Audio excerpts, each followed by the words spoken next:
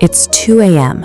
The street is completely empty, except for the faint glow of a lone ATM. You walk up, slide your card into the slot, type in your 4-digit PIN, and listen to that whirring sound. Stop right there. Freeze time. Between the moment you hit enter and the moment the cash drops, there is a 10-second gap. This image shows a typical bank lobby from the mid-20th century. To do what you are trying to do right now at 2 a.m., you used to need a building full of tellers, managers, and a long line of waiting customers. So in those 10 frozen seconds, how does this standalone metal box instantly verify who you are, perfectly count out a specific stack of varying bills, and protect millions in cash from being stolen?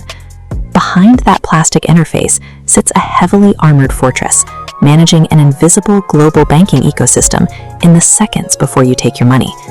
Let's start with your card.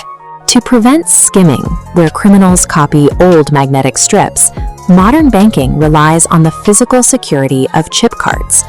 Look at this diagram. Inside that tiny metallic square is an encrypted data packet. When inserted, the ATM's reader extracts the securely locked information. This photograph displays the massive scale of remote mainframe equipment housed in centralized data centers.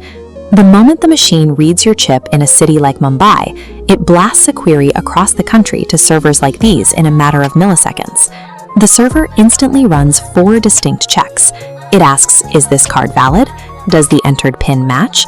Does the account hold enough funds? Has the daily limit been reached? When the server confirms these data points, it authorizes the transaction. While the physical machine holds the currency, the authorization happens thousands of miles away, preventing anyone from manipulating the local hardware to force a payout. This image shows a heavy internal steel safe.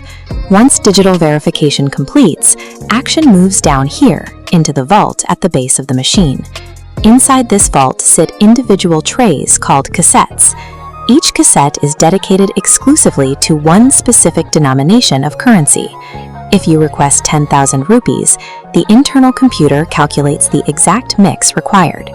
As shown in this diagram, it might pull 20 notes from the 500 rupee tray or compute a different combination involving the 100 rupee tray.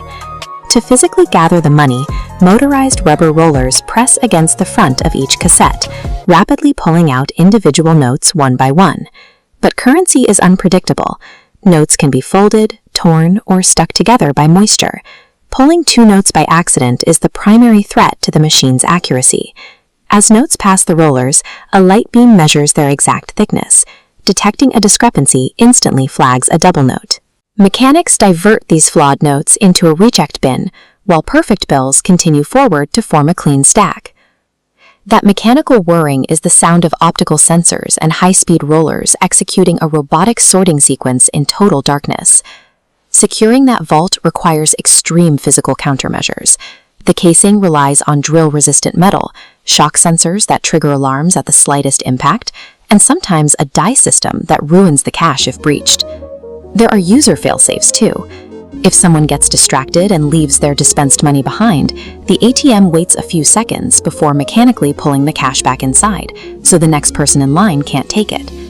If a power cut or a sudden network drop occurs mid-transaction, you don't lose your money.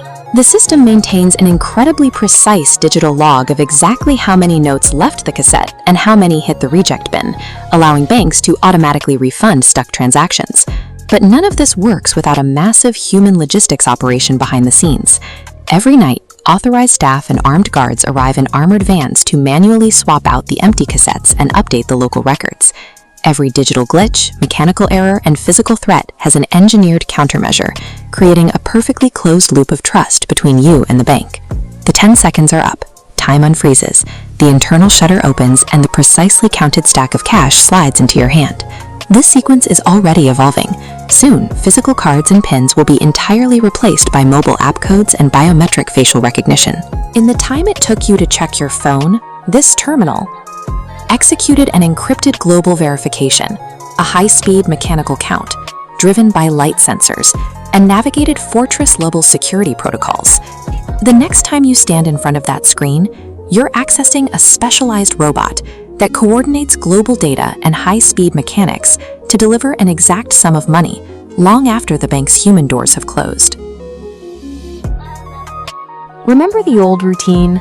Thumbing through a stack of worn notes, holding them up to the light to check for watermarks, recounting twice, and inevitably arguing with the cashier over exact change. It was a slow, manual grind.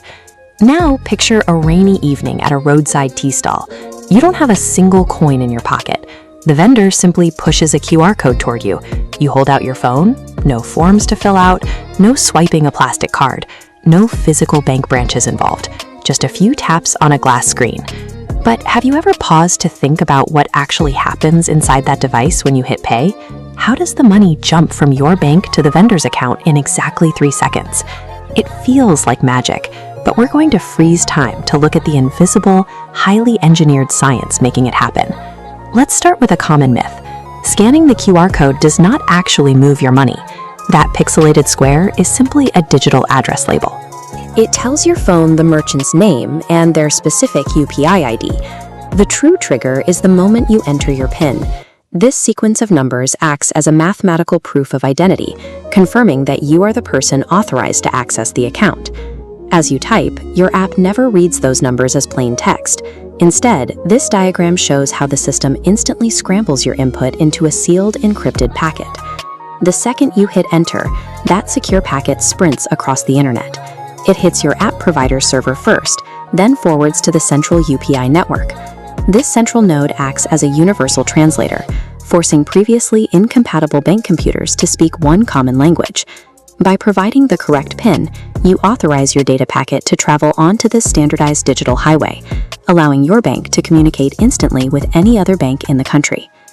Once your encrypted request reaches your personal bank servers, the real heavy lifting begins. In milliseconds, the bank's computers rip through a sequential checklist. Account active? Check. Sufficient balance? Check. Daily limits intact? Check. Simultaneously, automated security layers scan the background, verifying your physical phone and registered SIM card, while AI filters evaluate the transaction size for suspicious patterns. If every gate clears, your bank issues a green light, shooting a command to the receiver's bank, and a final confirmation ping races back to your phone. Now, scale this up. Millions of people are triggering this exact sequence at the exact same time, at crowded shopping malls, busy petrol pumps, and in the back of auto rickshaws. To prevent a collapse, massive data centers run traffic management algorithms. If one server pathway gets congested, the system instantly reroutes your encrypted packet through an available backup line. There is a clever technical nuance at play here. The system prioritizes sending the approval messages first to ensure the customer doesn't have to wait at the counter. The banks then balance the actual financial ledgers between their institutions later in the day. The system operates by managing data traffic and digital trust so efficiently that the end user experiences the transaction as if the money were moving at the speed of light. Back to that rainy night at the tea stall. Those millions of server checks are complete, and the vendor's phone chimes with a payment confirmation. This accessibility allowed roadside vendors to accept digital payments without paying for expensive swipe hardware or high transaction fees. Small sellers now have the same instant liquidity as major retailers, and the infrastructure is continually expanding. Engineers are actively building out voice-activated transfers, wearable tech integrations, and biometric facial authentication. They are even developing offline systems, engineering ways to verify and hold transactions securely when internet access completely drops out. Payments are becoming increasingly frictionless, moving toward a state where verified biometric identity might eventually replace the need to even reach for a smartphone. Every time you scan a QR code, you trigger a massive coordination between nationwide servers, software intelligence, and institutional trust.